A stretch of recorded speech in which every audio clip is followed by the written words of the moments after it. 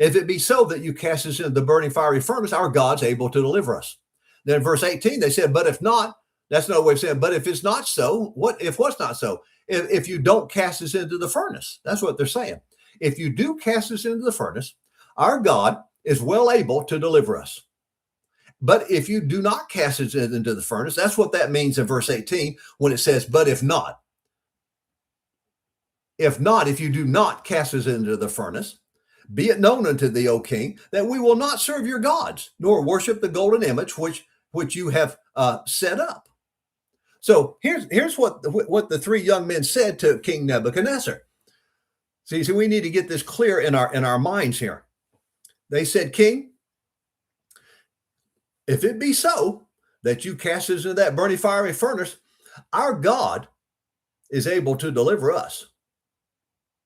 Either way, whether you cast us in or don't cast us in, he'll deliver us out of your hand, meaning, hey, we're not going to worship your golden image, whether we're thrown in the furnace or not thrown in the furnace. We're not going to worship your image. God will deliver us out of your hand.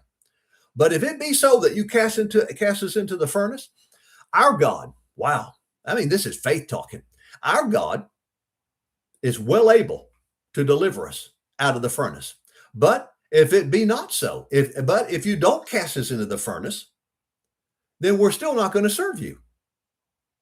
Now that really made King Nebuchadnezzar mad. See, these three young men, I mean, that's called commitment, isn't it? That's called dedication. They were truly faithful to serving God. You know, that reminds me, I think I might have shared on this. I think I may have shared on this. You know, I've been teaching so many classes on Bible prosperity.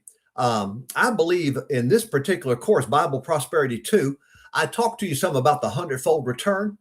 Remember, it's found over in Mark chapter 10, verses 29, 28, 29, and 30. And remember what we talked about?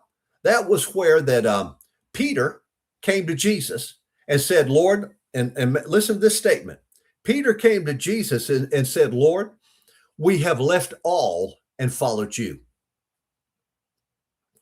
Peter didn't come to Jesus and said, Lord, we're serving you about 10% of the time. The other 90%, we're just doing what we want. But for that 10% we're serving you, what are we going to get? No.